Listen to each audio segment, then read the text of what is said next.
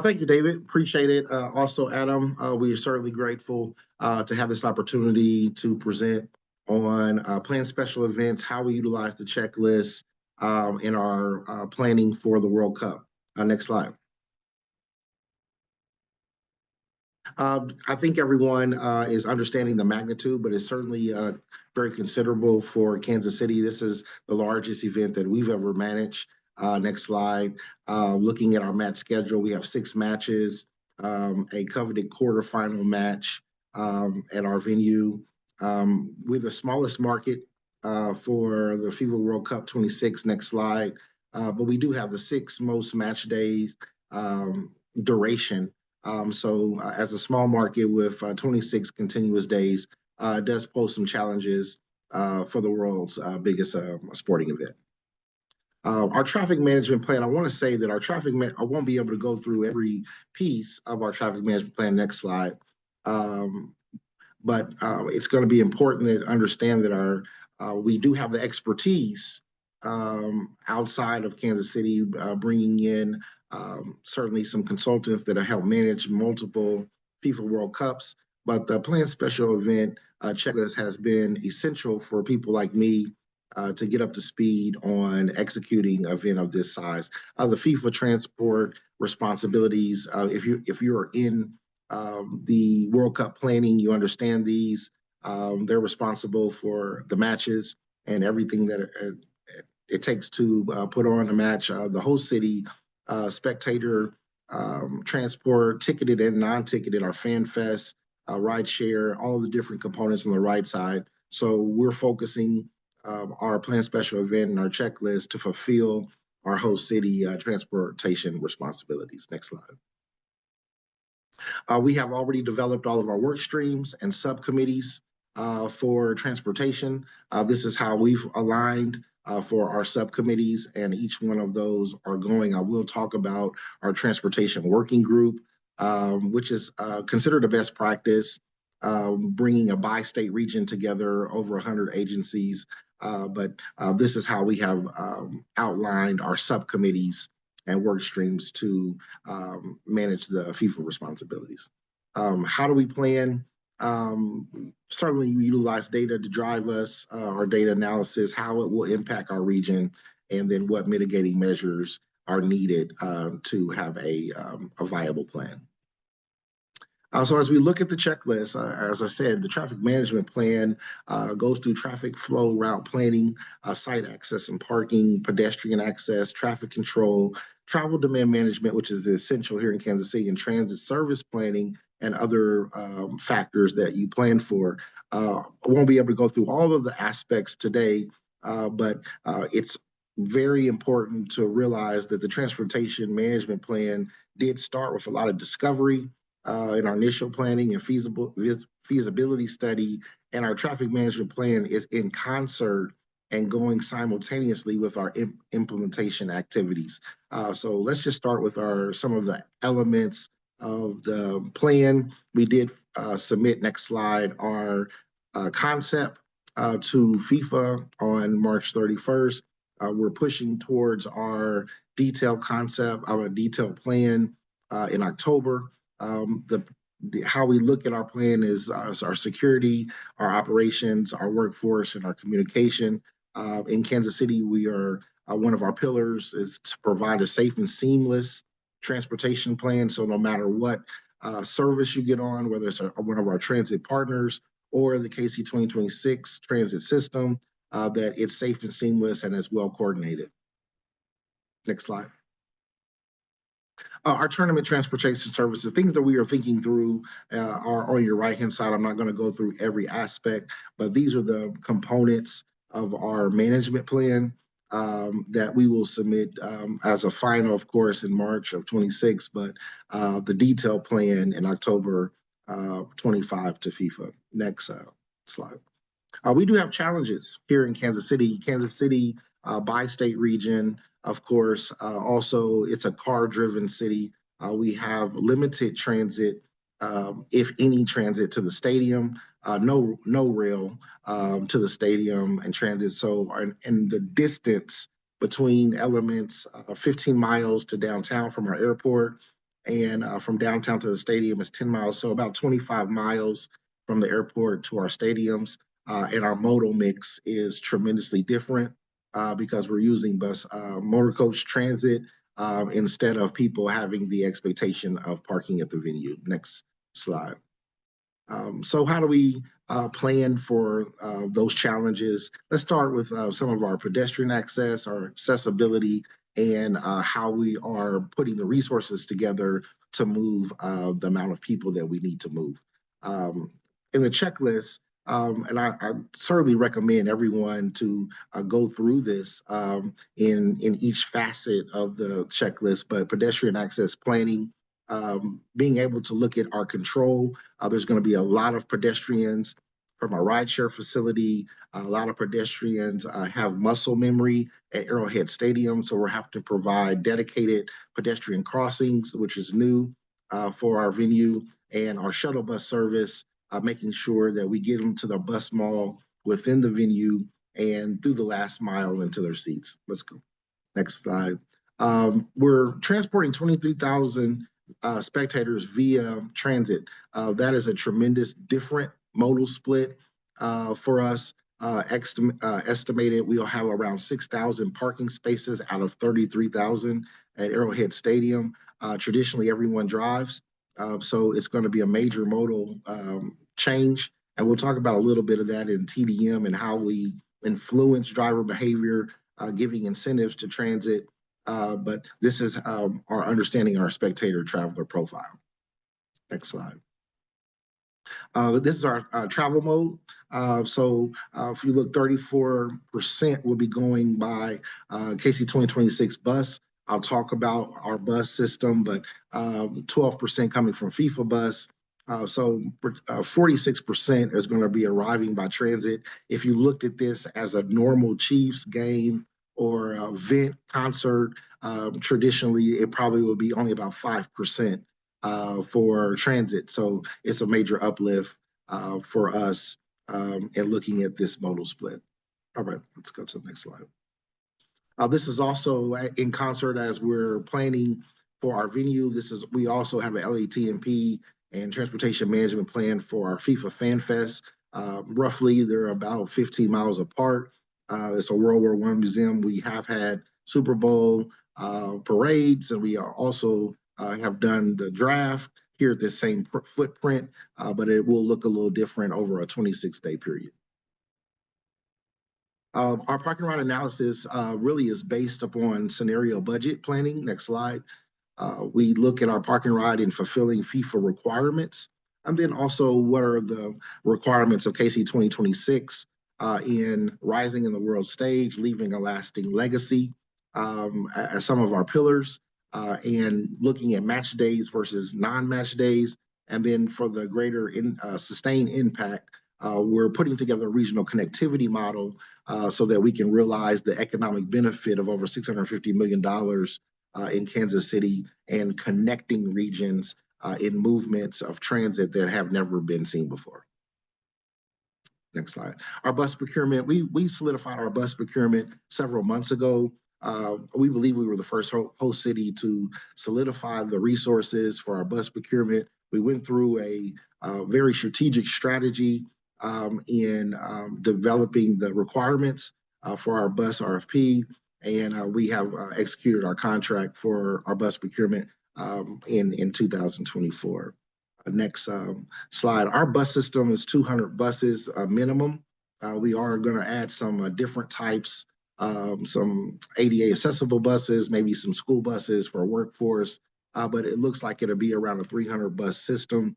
Just to give you context, all of our transit agencies combined in the Kansas City region, their assets are around 200 buses. So we're bringing in a completely new transit overlay to our existing partners to execute the World Cup.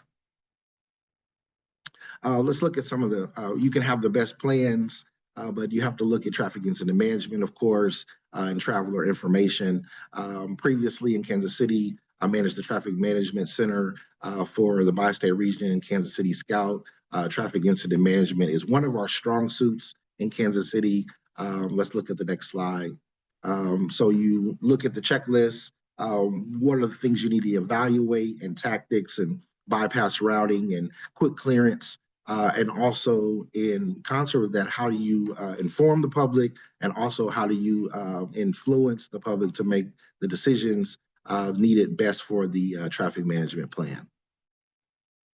Our mobility stakeholders is essential to, as part of the plan, it outlines, it's essential to engage them very early.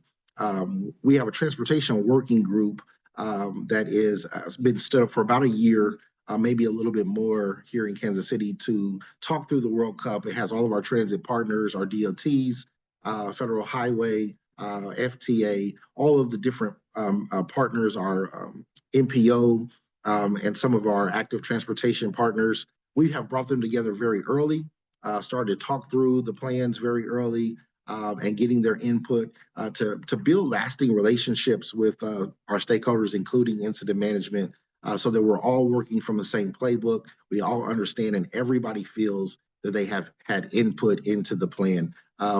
We meet every month in our regional collaboration, bring everyone together every third Friday. One of our strategies is to have a sharing session, which has over 100 agencies on it. Then we drill down to our actual core working group, and we take the subcommittees in developing individual pieces of the plan from a monthly perspective. Next slide. Communications is going to be certainly and so important. Of course, we have a dedicated website, FIFA app. We're putting our own overlay on the FIFA app as a legacy item for a transit app in Kansas City. Our media, having good relationships, social media, of course, and our signage, utilizing Kansas City Scout, but also bringing in many variable message boards and wayfinding and signage to make sure that everyone has the great communication. Just a small tidbit from AP Finger from FIFA and her visit to look at the magnitude of by state, region, and how we are coordinating. She gave us I guess you would say, an attaboy as it relates to our engagement of our stakeholders by state. Next slide. Site access and parking planning, our lot assignment. We have identified our bus mall and our venue, developed our LATMP around the venue, parking area and designations, and we'll kind of take a look at that. But it's certainly important at your venue as you look at your site access and how you will execute transit. And for Kansas City, it's, as I said, we're bringing in an overlay of over 200 buses. So how do we do all of the parking rides, all the different movements, all the different services, and make it efficient so that we can have high level of mobility in our region? Next slide. So going through the checklist, it goes through all of those different pieces, and it was a good reminder, if not a guide, into how we look at planning for those elements. Next slide. Traffic control, of course, freeway and local streets. Our Fan Fest is right in the heart of Kansas City, Missouri. All of the street like coordination and planning, but then also our venue, all of our buses will be utilizing interstate. So it's a simultaneous planning project of freeway and arterial support. Next slide. Let's just kind of look at Arrowhead, just high level. If you look at our allocation for parking, all of the different colors are where parking is reduced. So you can see how our stadium and the demand as relates to FIFA has really taken up 80% of our parking in the venue. So we're having to plan to move over 23,000 people to the stadium via transit. The challenges are, it's a different mode. Our region, of course, is a car-driven region. Looking at the profile of the people, maybe have never driven it, and always looking at how congestion and how it relates to the actual venue and the surrounding arterials around it. We do have multiple tools. We're optimizing and actually redoing our rideshare services. TDM is going to be essential. We're trying to get as many parking spaces as we can to minimize the demand, our PVR for how many people we have to move via transit. and working closely with PD and safety and security to maximize the local area transportation management plan around the venue. Next slide. And then our traffic route planning. This is probably what we're most involved in currently right now, traffic flow and routing. Next slide. Looking at the checklist, freeway and arterials, maintaining alternate routes, and local traffic routes. So you may have people who don't even want to attend the World Cup. They don't want to be disturbed. They want to be able to get to their hospital visits, get their children to school, all of the different pieces. So also maintaining a high level of service for residents who don't want to participate, but also accommodating all of our out-of-town visitors and make sure they have a very high experience in encountering transit and well-coordinated, safe and seamless experience getting to the venue and getting to our Fan Fest. Emergency routes, background accommodations, and transit accommodations. Next slide. Looking at our local area transportation management plan, we could go through 30 slides. This is a comprehensive plan around the Arrowhead Stadium. Also, we have a comprehensive LATMP around our Fan Fest. And those are evolving plans, making sure all the stakeholders are comfortable, making sure the residents. So there's a lot of TDM work that is going to go into this, but we have an evolving plan for our transportation management plan around our two serviceable sites. Next slide. Let's look at travel demand, and this is the last slide, and I'll kind of bring up a few things, but let's look at travel demand management and transit service planning, providing incentives to ride transit. The parking at Arrowhead Stadium will probably be at a premium cost. So making sure that if we have fares, if we have parking passes, all of those things are incentivized to ride transit, and the journey time it would take to drive, or the cost of it, everything being incentive to transit. Event patron incentives and multi-car and HOV incentives as well. Travel demand management, our strategy. We did present a full webinar on our travel demand management strategy. Let's just take a look at a slide or two on this. We have developed our stakeholder and working groups. That has been very essential. We do put out communication every month and host a open transportation planning information sharing. We've done market research and surveys, statistically valid surveys, trip planning tools. We've looked at operations and best practices for some of our larger events, and use those lessons learned into our travel demand management. Let's next slide. Define all of our stakeholders and our audiences for travel demand management. And that process will go on for an entire year. We're at 1 year to go. And we've already started those travel demand management philosophies in our region. And that will go all the way up into the tournament so that we can influence the behavior of our travelers so they can get the best experience. That's the bulk of the presentation. I want to say that we have gone into the implementation activities for this plan. We're doing detailed operational RACEs with every partner. When I say detail, you're talking about 200-300 lines of responsibilities, accountability, coordination, and information. Going through that with each of our partners, making sure that we have a great operational plan in concert with us planning for traffic management. We're also looking at implementation, setting up our tabletop exercises, planning for those ahead of time, and using major events in Kansas City to test out some of our transit movements. We'll be utilizing the season for the Chiefs to look at some new rideshare concepts and making sure that we can refine those before the World Cup. So those two activities, traffic management planning getting to our mobility plan with FIFA and implementation have to go together. That's all I have, David. And as far as presentation, certainly look forward to answering any questions.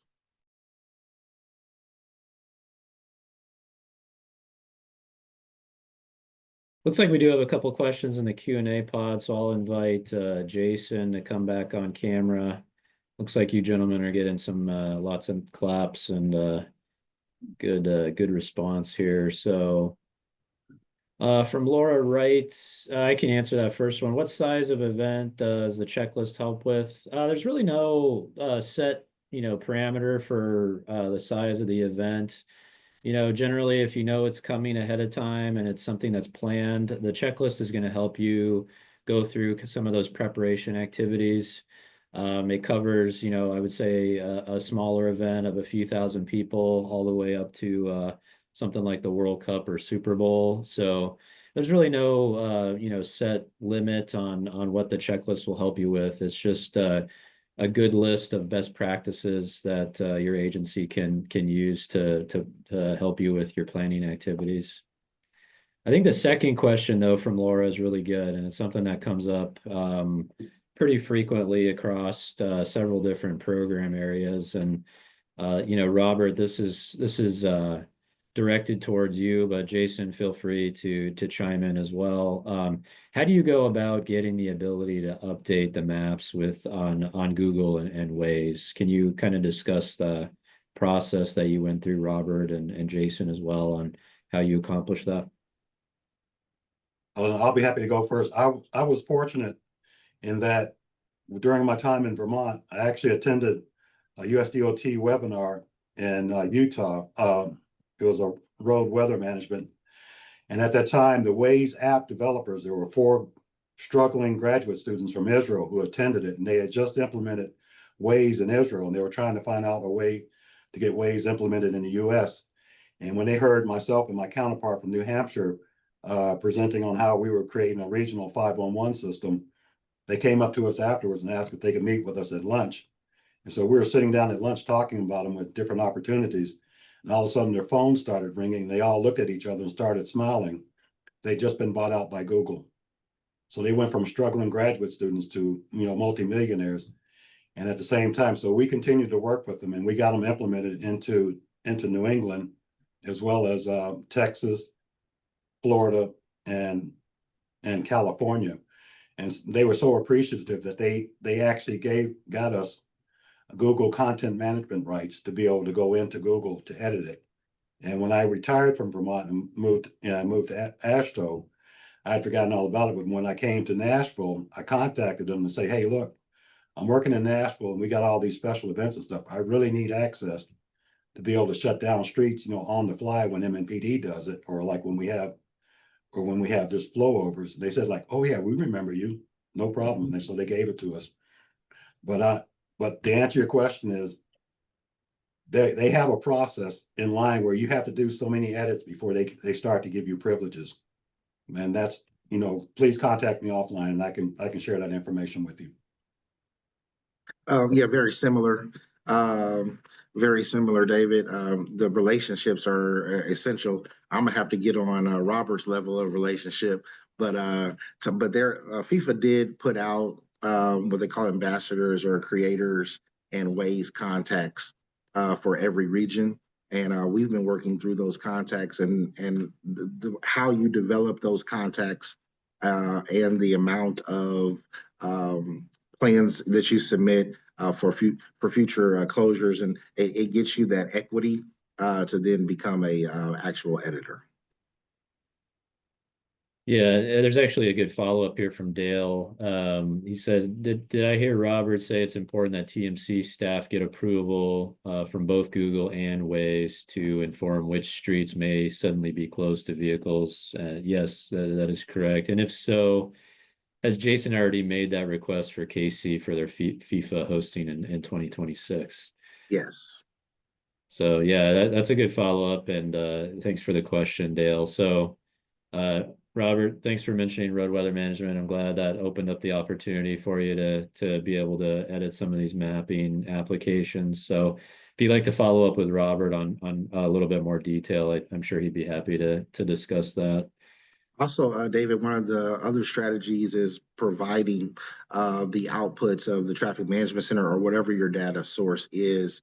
My time in the DOT with Casey Scout, we would provide Google, provide the major mapping. We would give them the XML, give them rights to the information so they could process it in real time. That does also develop equity and partnership to get those editing rights. Yep. Good point, Jason. Thanks. Kind of a follow-up to this also from anonymous attendee. Do you get different directions from Google and Waze? The answer is definitely. Yes. They use different parameters for their routing results. So Yeah, no, I can actually answer that. Google uses crowdsourcing and like in cellular. Waze uses only their Waze users for input. And that was one of the challenges that we had in Vermont, was that, NRIX is a great platform, but when you don't have cellular communications, I can actually remember driving on I-91 North, close to the Canadian border, and just pulling over. And all of a sudden, just sitting there for 5 minutes and no other traffic passed me. And all of a sudden, NRIX started showing that whole road is closed. And they showed it closed just because I was the only one reporting. Yep. So yeah, that's true. And then Bill, this is a if you can't tell, this is a pretty big topic right now, and it's something that we're discussing here at Federal Highway pretty extensively. And Bill really gets to the point of the issue here is if Google's reporting something that's closed and it isn't, how do you go about correcting it? And I would say, how do you go about correcting it if you aren't able to, make changes like Robert is? And that's a big issue. That's something that we've been dealing with, and we are working with mapping companies on our data specification work for disruptive events, which would include planned special events, but also work zones, road weather, traffic incidents. So the answer to your question, Bill, is there's no easy way to correct that in real time. And that's really the emphasis of where we're trying to get to is working with the mapping companies so that they don't put out incorrect driving directions, particularly for folks like CMV drivers, or that you can't just drive freight vehicles wherever the mapping applications tell them to go. So this is a big issue that we're working on internally at USDOT. But maybe I'll pass it back to Robert and Jason if you have anything else to add. How do you guys deal with incorrect mapping, results that operators or private vehicles come to you and say, this is actually, we have a really good example that's happening right now in Texas, where I-35 is showing a closure on the main line, but it's actually taking place on the frontage road. And I know that's an issue that TxDOT's dealing with, but I'm sure you both have examples as well. But how do you deal with that when you find out about it? Who do you reach out to, and what are your next steps? Go ahead, Robert. no, I was going to say, just going back to the original thing, one of the biggest challenges we have is that Google, even if the ATMS, or if you go in, or like if I go in and close a road, if they see traffic being reported traveling through it, they'll reopen it. And one of the challenges we have is a lot of times it will close roads, but we'll still allow local people who live in that area to go in. But as soon as Google sees any type of movement, they'll reopen it. So we have to go back in, or I have to go back in until this road is closed to all traffic except limited people coming in. And Waze does the same thing. So it's an ongoing battle that I haven't found an exact solution to yet. Yeah, and you mentioned, Robert, crowdsourced data, which does have very good outcomes, but it can also include some erroneous reporting and some erroneous data, which in turn will cause erroneous routing results. So, yes, there's positives to crowdsourcing information, but it's not as monitored or standardized as something that would be like the work zone data exchange, where that's governed by a data specification. So it's kind of a double-edged sword with crowdsourced data where it can cause issues like we're discussing here. Yeah, but just quickly, even with the data exchange, still have the same issues. Yeah, and that's something we're working on with IT and NEMO as we develop the spec into a standard. We're hoping to close out some of those loops that we're still seeing issues with. Anything else on the mapping applications that we want to talk about? I know that's a big topic in and of itself, but anything else, Jason or Robert?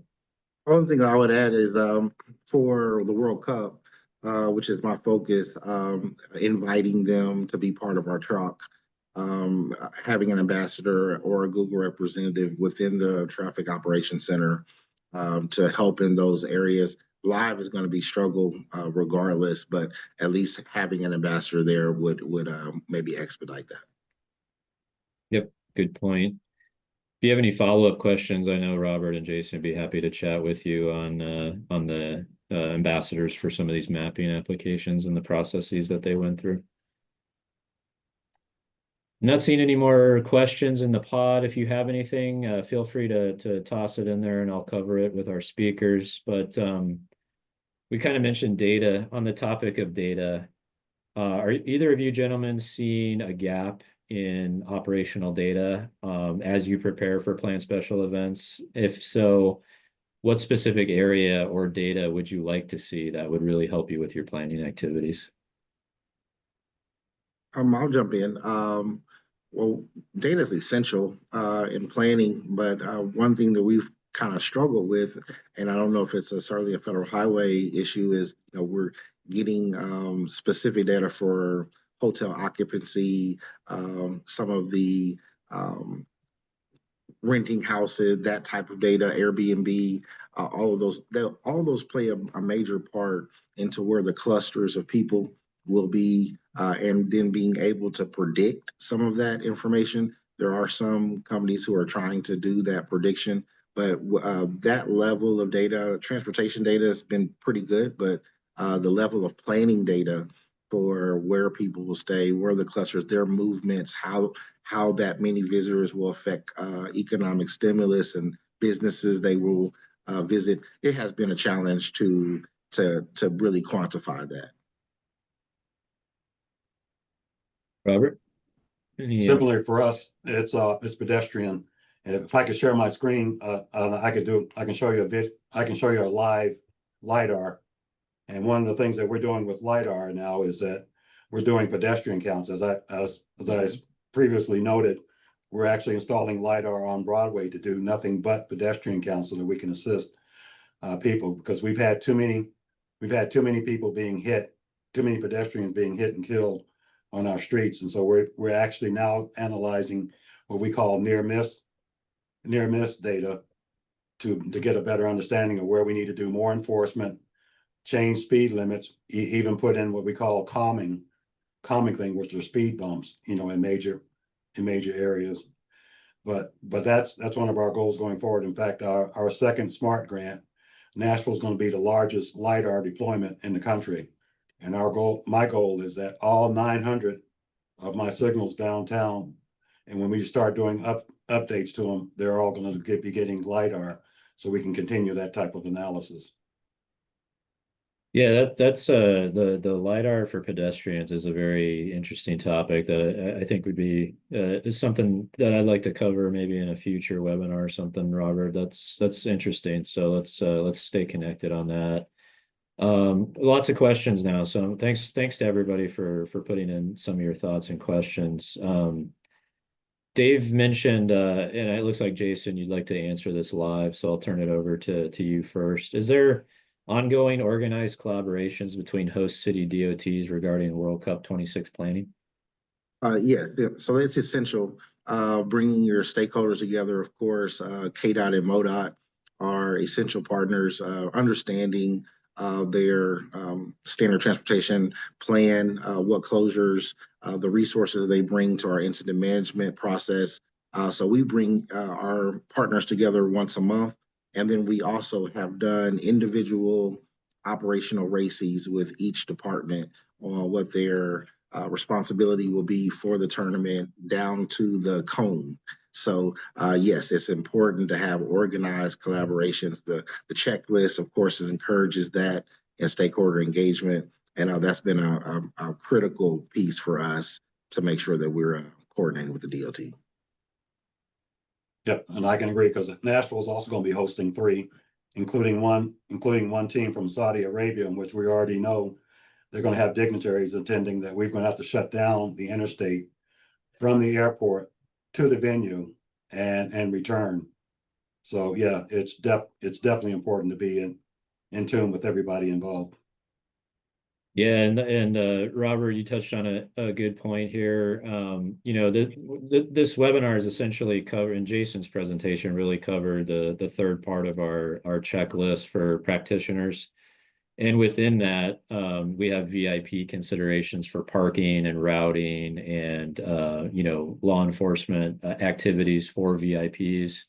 So again, it's another aspect of the checklist that you can utilize in your planning.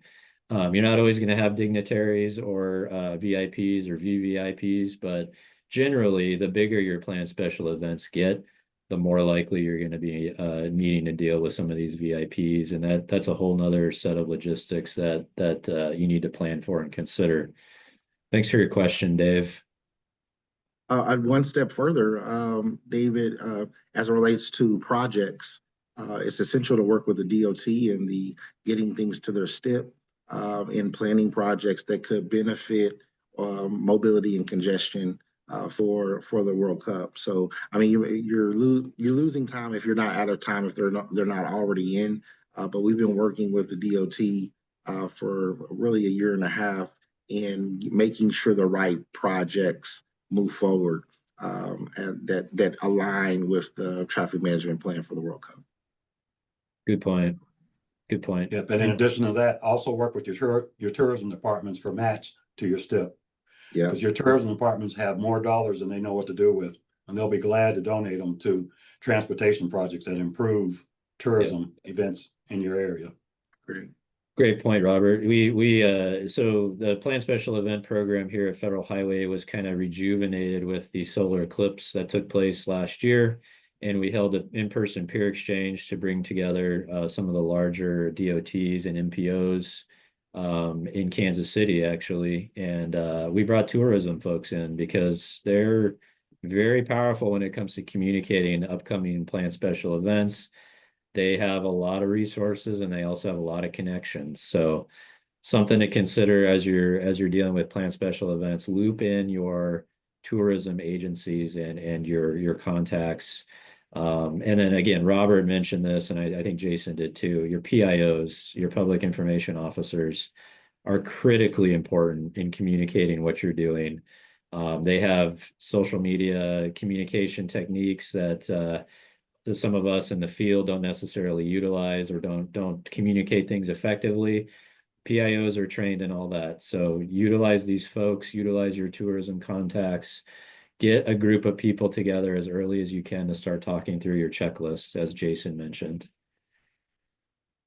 Let's see, we got some more comments from our anonymous attendee. I'm not sure what that one is referring to, but the second one, this person mentions it does take multiple Google reports for their mapping applications to update sometimes. So that is important to consider. Same with Waze as well. Waze takes multiple reports sometimes as well.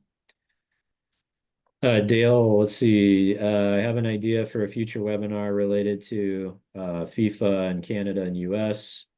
Yeah, let's connect later, Dale. I'll send you my email here.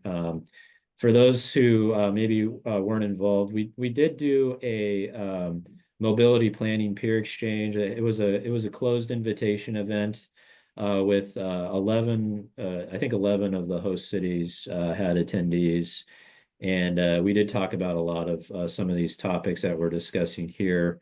And we would like to, again, we did have difficulties doing an in-person event in Seattle for the mobility planning peer exchange.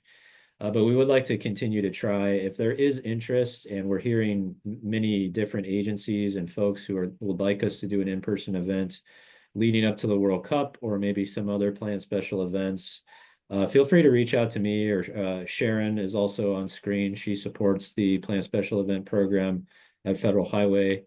We'd love to talk with you about planning something either virtually or in person. So feel free to reach out to either myself or Sharon. And thanks for the question, Dale. I'll be sure to put my contact information here. Let's see, some other I don't see any more open questions right now. Yeah, Jason, one thing you mentioned that I thought was really interesting is your procurement of buses. You mentioned Kansas City has 200 in their fleet typically, and you're going to be bringing in 300 just for the World Cup.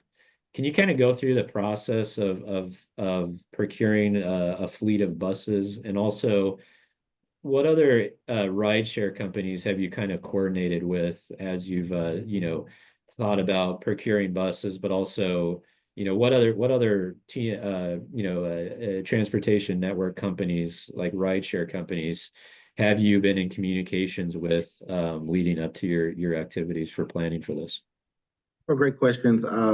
It's a whole webinar on how to procure buses, but we have been in contact with all of the rideshare companies. FIFA put on a great rideshare workshop that opened it up to each of the host cities to be able to have direct contact with Uber and Lyft and all of the TNCs. Those discussions are happening as it relates. There's shuttle service that Uber is providing now that's quite interesting. There is looking at our rideshare as more of a taxi operation. Those are discussions we're having. But if you look at the bus procurement, you have to establish what your PVR is first. How many people do you need to move, and what your level of service that you want it to be. So after we established that, we needed a minimum of 200 buses. Then you can decide, do you have drivers in your state? Do you have the ability to procure all of the different insurances? We went the route of having an all-in bus cost that provides the bus, the driver, the maintenance, and the fuel. So it's just a cost per day per bus. And also we looked at how many deadhead days would be for buses. What makes the most sense to get the most economic bus per day costs. So we're keeping a roughly 60 to 80 buses in the region on non-match days to assist with what we call regional connectivity and getting people from different points of our region so that we can realize some of the economic benefit. But I had a slide in there that showed the process that we looked at. And it did take several months for me to put my arms around contracting motor coaches, but we did get it accomplished and sign the contract. So. Thanks, Jason. Appreciate it. Robert, did you want to touch on your coordination with some of the rideshare companies? Do you work with them as you're dealing with planned special events? Yes, we geofence them. Okay. That's all I'm gonna say is we geofence them to keep them from just parking anywhere and waiting. Because what they're now starting to do is they're starting to catch on, and they'll actually turn their app off and pull into a space and then turn the app on. So we make sure when they turn the app on, it doesn't give them a rider. Good point. Robert, you mentioned in dealing with all these planned special events that you have, it seems like there's a really good opportunity for improvements. Where do you see the greatest advancements taking place for planned special events? Is it on the technology side, or is it on the training side, or something else? See, all of the above. Yeah. I have one employee who works in the mayor's office. He's been there for 35 years. That's it. That's his primary job. Is he receives all special event applications, and he does them all via paper. Wow. Yeah, exactly. So we are slow. That the two maps that I showed you of the the two maps I showed you of the scooters, that's actually part of our new permitting online application process that I'm slowly bringing him into, because the whole goal of that is that we now want to put more onus on the event organizers to fill out the information versus him doing it on paper. So the whole goal is going to be is that we're moving over to an online application system where the event organizer will put in, I'm doing this event on this weekend. Here are the blocks and streets that I need blocked off. Here's what I need for, for security support. Then once he hits submit, it'll automatically go to all the partners, fire, police, us, permitting, downtown partnership, everybody, so that everybody can weigh in and provide comments on that event versus like what happened to us last weekend, where we had an event, a permit on Broadway during NASCAR, in which they had a few actual NASCAR vehicles on Broadway. And part of the group was doing a motorcycle exercise. Well, at the last minute, they decided they didn't want to have enough security for it. And at the same time, the motorcycle riders decided to do burnouts on Broadway. And that created a big hazard for us. And so, if we'd known about this, we actually went back and we're now charging that event organizer to do the restriping on Broadway, but we're also going to fine them saying you went outside your permits. And they said, well, you guys didn't have anything to show for it. So that's going to be another reason why we're going to have this online for full documentation. Jason, same question to you. Where do you see the greatest improvement that could be made, or greatest opportunities that we could achieve in planned special events? Do you think it's more technology based or training based, or like Robert said, a mixture of both? I think it's a mixture of both. I think people, I guess, from an engineering background, gravitate more to the technical. And so I think the technical piece could be a little bit more beefed up in the checklist. But I believe that the checklist is great for people coming into planning that need to have just an understanding of the process. So if it's process driven, how to go through the process, I think would be a great addition to the checklist. If you look at it from a newbie perspective, it can be daunting. So how do you take that checklist that's so comprehensive and then apply it in real time? Good point. Good point. Have you gentlemen both done tabletop exercises ahead of large events? And do you find those beneficial? Tremendously. Yeah. Extremely. Tremendously. Yeah, we just did one last week for the CMA Fest. Okay. That a lot of, because each year we have to take down signals on First Avenue because they put a stage up there. And we basically shut down all of First Avenue for just pedestrian traffic. But what they don't realize is that when we take down that signal, those signals are tied in with second, third, and fourth, and the timing. So it throws the timing off. So yeah, there are a lot of things that we have to coordinate. And those tabletop exercises are extremely beneficial. Yeah, everyone has a plan until you have something happen. So everybody has a great, robust plan. But the tabletop exercises really can poke holes into the plan, can see the maturity and capability of your partners. And it's certainly, we have 8 tabletop exercises planned for the World Cup in different areas, but traditionally incident management is a great area to say, hey, here's the plan, here's our bypass routing, everything looks great on paper, so now let's make the worst possible scenario and see how we respond to those things, because in my experience over the last couple of decades, traditionally those things happen, and you have to be prepared, to the readiness of it all. You have to be prepared. Yeah, good. And they definitely give you those what ifs. Yes. Yep. Very good. Everybody has a plan until they get punched in the face, right? Yeah, that's right. Let's see, That's Laura, how did you get the event venues to coordinate with you so that the events are coming?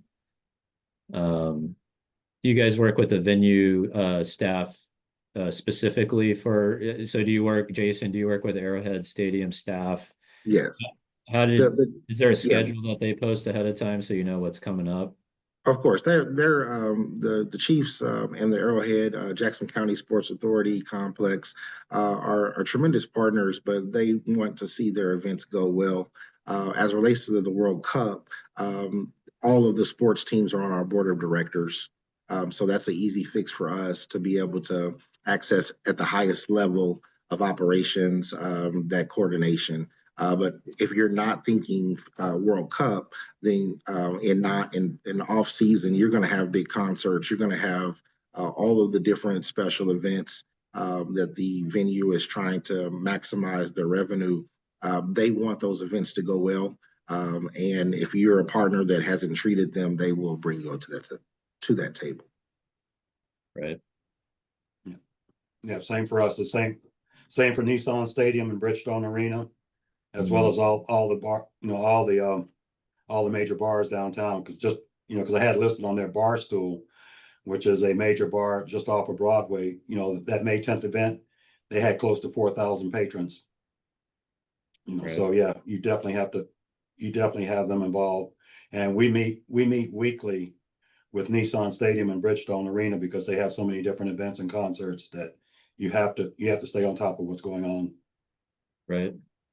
I did put in the chat a link to our publications. This will take you directly to our planned special event publications tab that we have. There is a document for tabletop exercise instructions for planned special events.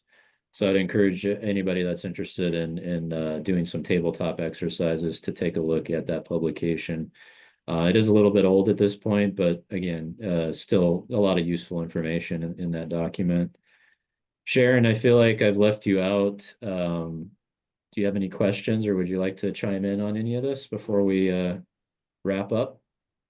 Just that partnerships are key among police, fire, maybe your FBI, other types of agencies, non-traditional that you hadn't thought of.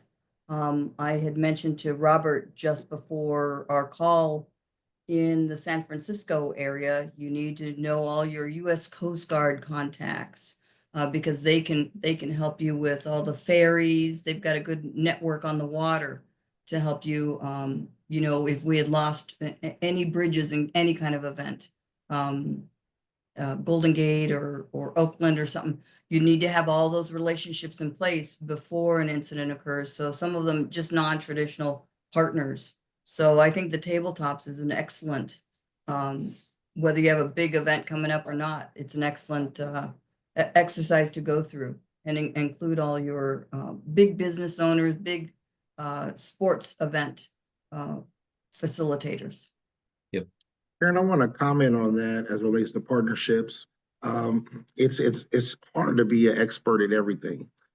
So when you're developing, or when I'm developing the plan for FIFA World Cup in Kansas City, active transportation, that's a huge piece. I could name probably 3 or 4 others, but having the partnership with Bike Walk KC or the different partners that do active transportation, bringing them in, not recreating the wheel and collaborating, then you become to have a well-articulated active transportation plan. But if that partnership is not there, or you don't treat them as a stakeholder, then you'll struggle and kind of recreate the wheel. So there's a lot of examples that I found that, if you have great knowledge of it, but you're not an expert, bringing those experts in and making them a true stakeholder with a voice, it has really propelled our mobility plan to the next level to be able to get that expertise as a stakeholder. Yep. And David, I just want to comment quickly that we here in Nashville, we're actually utilizing that PSE plan. Our consultants are incorporating it into our not only our permitting process, but also all of our transportation control plans as well. And they will be providing you some feedback on some updates that need to be done to it. Sounds great. That's exactly what I like to hear, Robert. Thank you so much. And Sharon, that's why I changed my background. That's actually my facility in Vermont, my Coast Guard Auxiliary facility that I can't wait to get back to someday. David, I don't know how many consultants we may have on the call, but the checklist has helped me to keep the keep our consultant partners honest. Understanding the different pieces, things that are recommended for work they will do. How does that align to what's really needed? And that checklist has really helped in that discussions. Fantastic. Gentlemen, I appreciate you so much for the time that you shared with us. I know you're extremely busy. So again, honestly, thank you so much for the time you've spent with us and answering all the questions that came in. I think it's been very helpful for the attendees. If you have any questions or if you'd like to get involved in planned special events, there's my contact information as well as Sharon's. Also, something that came up is the data specification development that we're working on at Federal Highway. We are developing a road weather and traffic incident data specification for managing disruptions. If you're familiar with the Work Zone Data Exchange, it's a very similar process. So if you'd like to get involved in either of those activities, planned special events or data specification development, as always, feel free to reach out to myself or Sharon. Thank you for being a part of this webinar series. I saw strong attendance throughout the webinar, so thank you for being here and asking all your great questions. I'd like to thank NOCoE again and Adam Hobbs for hosting us. Fantastic job as always, as well as thank you for our contract support team with Vishali Shah for helping us deliver a seamless webinar as always. So with that, I will hand it off and close out this webinar. Thank you again. And everybody, please stay safe. If you have any questions, again, feel free to reach out to any of our speakers as well as myself and Sharon. And we'll talk to you again soon. Take care, everybody.